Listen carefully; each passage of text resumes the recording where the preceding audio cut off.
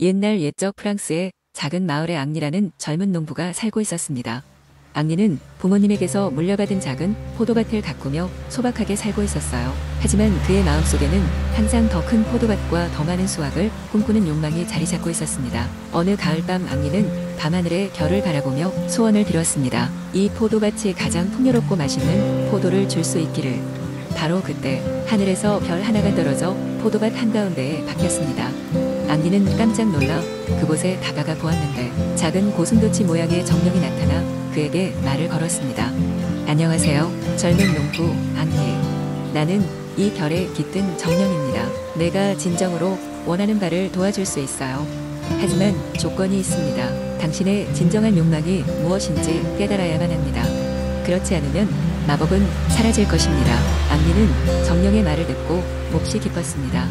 그는 자신의 포도밭이 가장 유명한 포도밭이 되기를 원한다고 생각했기 때문이죠. 그래서 정령에게 그 바람을 이야기했습니다. 정령은 좋다면서 밤새도록 포도밭에 마법을 걸었습니다. 다음날 아침 앙리는 눈을 뜨자마자 놀라운 광경을 보았습니다. 포도밭은 그 어느 때보다 성숙하고 풍성한 포도로 가득 차 있었고 그 맛은 세상 어디에도 견줄 수 없을 정도로 달콤했습니다. 소문은 순식간에 퍼졌고 수많은 사람들이 앙리의 포도주를 사기 위해 몰려들었습니다. 몇 달이 지나자 앙리는 매우 부유해졌고 그의 포도주는 프랑스 전역은 물론 해외에서도 인기를 끌게 되었습니다. 하지만 앙리는 점점 더 욕심을 부리기 시작했습니다. 그는 더 많은 포도밭을 사들이고 더 많은 이익을 추구했습니다. 결국 원래의 작은 포도밭이 가져다준 소중한 기쁨을 잊어버리고 말았습니다. 어느 날 밤 정령은 다시 앙리에게 찾아왔습니다. 앙리, 너는 너의 진정한 욕망을 찾지 못한 것 같구나. 너는 돈의 노예가 되어가고 있어. 이대로는 마법을 계속 유지할 수 없어. 앙리는 당황했지만 무시했습니다. 그는 이미 모든 것을 소유하고 있다고 생각했기 때문입니다. 그러나 그 순간부터 포도는 점점 시들어가기 시작했고 포도밭은 옛날의 활기를 잃었습니다. 사람들은 더 이상 앙리의 포도주를 사지 않았고 그는 순식간에 모든 것을 잃게 되었습니다. 슬픔에 빠진 앙리는 포도밭에 홀로 앉아 눈물을 흘렸습니다. 그러다 문득 포도밭의 소중함과 그곳에서의 소박한 삶이 얼마나 귀중했는지를 깨달았습니다. 그제서야 앙리는 마법의 진정한 의미를 이해하게 되었습니다. 그 순간 정령이 다시 나타나 앙리에게 말했습니다. 이제서야 너는 진정한 욕망을 깨달았구나. 이제 마법은 없어지지만 내가 스스로의 손으로 포도밭을 가꾸는 법을 알게 되었으니 그 자체가 마법이다. 앙리는 다시 포도밭을 돌보기 시작했습니다. 비록 마법은 없어졌지만 그는 자신의 노력과 정성으로 포도를 싹틔웠고 예전처럼 사람들이 그의 포도주를 사랑하게 되었습니다. 앙리는 비로소 무언가를 가졌느냐가 아닌 무언가를 어떻게 가꾸느냐가 중요하다는 것을 깨닫게 되었습니다. 그 후로 앙리는 늘 밤하늘의 별을 바라보며 정령에게 감사의 마음을 전했습니다. 그리고 그의 포도밭은 여전히 프랑스에서 가장 사랑받는 포도밭으로 남았답니다. 끝. 두 번째 이야기. 옛날 옛적 프랑스의 작은 마을 루앙 근처에는 짙은 안개에 가려진 신비로운 숲이 있었습니다. 숲의 이름은 샹트란용이었고 그곳에는 무엇인가 신비롭고도 마법적인 일이 일어난다는 소문이 돌았습니다. 마을 사람들은 숲 깊숙이 들어가는 것을 꺼렸지만 소년 루이는 언제나 모험을 꿈꾸는 아이였습니다. 어느 날 루이는 강한 호기심을 이기지 못하고 샹트란용 숲으로 들어가기로 결심했습니다. 숲속은 마치 살아있는 듯 했습니다. 나무들은 바람에 속삭였고 풀숲 사이로는 작은 동물들이 뛰어다녔습니다. 루이는 감탄하며 숲을 탐험했습니다. 그러다 문득 신비로운 빛이 숲속 깊은 곳에서 비추는 것을 발견했습니다. 그것은 흔히 보던 햇빛이나 달빛이 아니었습니다. 그 빛은 오묘한 노란색과 푸른색이 조화를 이루며 무언가 마법적인 느낌을 주었습니다. 루이는 그 빛을 따라 걷기 시작했습니다. 빛은 루이를 여러 갈래로 나뉜 길로 이끌었고 그는 자신도 모르게 숲의 더 깊은 곳으로 들어가게 되었습니다. 그러던 중 루이는 작은 호수를 발견했습니다. 호수는 마치 수정처럼 맑았고 그 표면 위로 마법의 빛이 춤추듯 빛나고 있었습니다. 그리고 그 호수 한가운데에는 작은 보트가 떠 있었습니다.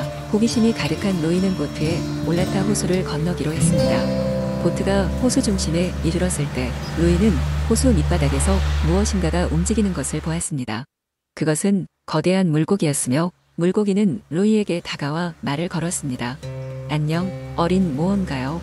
나는 숲의 수호신 에릭이라고 하네. 너는 마법의 빛을 찾아왔구나. 무엇을 원하는지 말해주겠니? 로이는 자신이 단순한 호기심으로 이곳에 왔지만 에릭의 질문에 그는 생각할 기회를 가졌습니다. 결국 그는 용기를 원한다고 말했습니다. 에릭은 조용히 미소를 짓더니 로이에게 말했습니다. 진정한 용기는 두려움을 느끼지 않는 것이 아니란다. 그것은 두려움에도 불구하고 앞으로 나아가는 것이지. 이제 내가 진정으로 원하는 것이 무엇인지를 알게 되었다면 나는 너를 도와줄 수 있다. 너의 마음속에서 용기를 찾도록 해보거라. 이 말을 듣고 로이는 마음이 한결 가벼워졌습니다. 내 마음속에 진정한 용기가 있는 것을 알게 되었기 때문입니다. 로이는 보트를 타고 다시 호숫가로 돌아왔고 숲의 출구를 향해 걸음을 내디뎠습니다. 숲을 나선 후 그는 마치 꿈을 꾼 듯한 기분이었지만 마음속에 남은 깨달음은 결코 사라지지 않았습니다. 마을로 돌아오니 황혼이 지고 있었고 로이는 이 작은 모험이 자신에게 얼마나 큰 변화를 가져왔는지를 깨달았습니다. 이제 그는 두려움을 극복하고 새로운 도전을 마주할 용기를 갖췄습니다. 그리고 그 이후로도 로이는 늘 웃으며 마을 사람들에게 숲에서 배운 이야기를 들려주곤 했습니다. 모든 사람들이 그의 이야기에 귀를 기울였고 로이는 그때마다 더욱 용감해지는 것을 느꼈다고 합니다. 이렇게 로이와 마법의 빛은 그의 삶을 영원히 바꾸어 놓았고 그로 인해 마을은 더 이상 숲을 두려워하지 않게 되었습니다. 샹트란 숲은 여전히 신비로웠지만 이제는 사람들에게 두려움이 아닌 희망과 용기의 상징으로 남게 되었습니다. 세 번째 이야기. 옛날 옛적 프랑스의 한 작은 왕국에 로비라는 아름다운 공주가 살고 있었습니다. 그녀는 누구보다도 숲을 사랑하였고 매일 아침 숲속을 산책하며 새와 동물들과 대화를 나누었습니다. 어느 날 로비 공주는 평소에 가보지 않았던 숲의 깊은 곳으로 들어가게 되었습니다. 숲속 깊은 곳에는 마법의 안개가 짙게 깔려 있었고 로비는 계속 걸음을 옮기다 보니 어느새 자신이 길을 잃었다는 것을 깨달았습니다. 그녀는 주변을 둘러보았지만 보이는 것은 낯선 나무들 뿐이었습니다. 어떻게 돌아가야 할까? 고심하고 있을 때 어디선가 부드럽고 신비로운 목소리가 그녀의 귀에 들려왔습니다. 로비 공주님, 저를 따라오세요. 이곳은 안전한 곳이에요. 놀란 로비는 목소리의 주인을 찾아 주변을 둘러보았습니다. 그때 한 마리 작고 아름다운 빛나는 나비가 그녀 앞에 나타났습니다. 나비의 날개에는 무지개 빛이 어렸고 그 몸에서는 은은한 빛이 뿜어져 나왔습니다. 나비가 날개를 살랑이면 그녀의 곁에 따뜻한 바람이 불어왔습니다. 로비는 나비를 따라 걷기 시작했습니다. 나비는 그녀를 이끌며 숲속의 아름다운 길로 로비를 안내했습니다. 길을 걷는 동안 나비는 숲속 나무와 꽃들 그리고 숲에 살고 있는 동물들을 소개해 주었습니다. 이곳은 한때 인간들이 잊고 간 마법의 숲이에요. 이곳에 사는 모든 생명체는 서로를 돕고 사랑하며 살아가고 있답니다. 로비는 나비의 말에 귀를 기울이며 숲의 아름다움에 빠져들기 시작했습니다. 그러던 중 숲의 중심부에 이르렀을 때 나비는 그녀를 큰 나무 앞에 데려다 놓았습니다. 그 나무는 다른 나무들과는 달리 거대한 크기와 신비로운 빛을 발하고 있었습니다. 이 나무는 이 숲의 중심이자 가장 중요한 존재입니다. 그 이름은 생명나무, 로이 나무가 있어 이 숲이 살아 숨쉴 수 있는 것입니다. 나비가 설명했습니다. 로비는 그 나무에서 나오는 따뜻함을 느끼며 마치 용기와 희망이 그녀의 마음에 가득 차오르는 것을 느꼈습니다. 그녀는 고개를 들고 나무를 올려다보며 자신이 이곳에 올 수 있었던 것은 우연이 아니라는 것을 깨달았습니다. 그 후로 로비 공주는 나비와 숲의 친구들과 함께 마법의 숲을 지키고 돌보며 행복하게 살아갔습니다. 시간이 흘러 그녀는 그 숲의 전설이 되었고 이 이야기는 오랫동안 사람들 입에서 입으로 전해졌습니다. 숲을 방문하는 사람들은 모두 루비 공주와 마법의 숲의 기적을 기억하며 그녀와 숲의 아름다움을 찬미했습니다.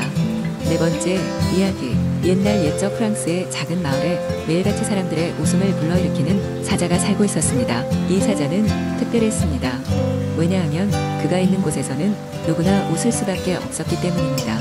사자의 이름은 로이였고 그는 마을 북쪽의 숲속 깊이 살고 있었어요.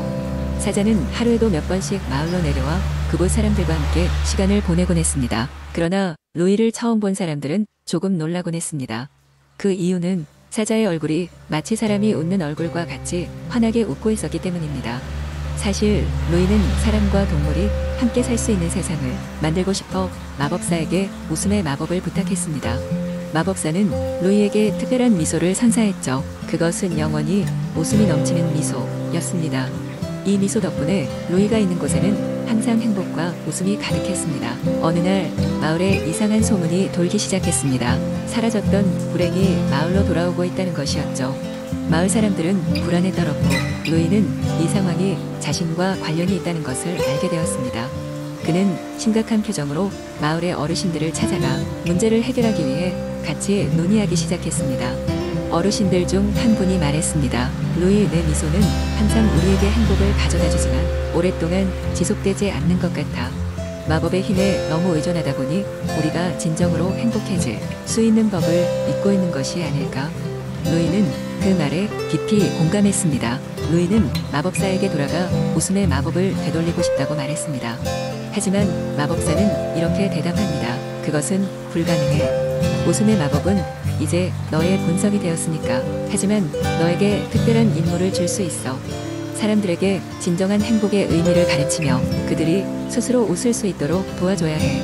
루이는 마법사의 말을 듣고 사람들에게 더 이상 웃음을 주는 존재가 아닌 웃음을 찾는 방법을 가르치는 존재가 되기로 결심했습니다. 그는 마을 사람들과 함께 다양한 활동들을 시작했습니다. 사람들은 자연 속에서 스스로의 행복을 찾고 이웃들과의 관계에서 즐거움을 발견하기 시작했습니다.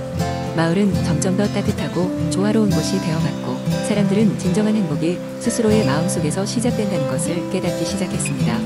그리고 루이는 여전히 웃고 있지만 그 미소는 이제 사람들에게 소중한 교훈을 상기시켜주는 역할을 하게 되었습니다. 이렇게 루이와 마을 사람들은 함께 웃으며 오래오래 행복하게 살았습니다.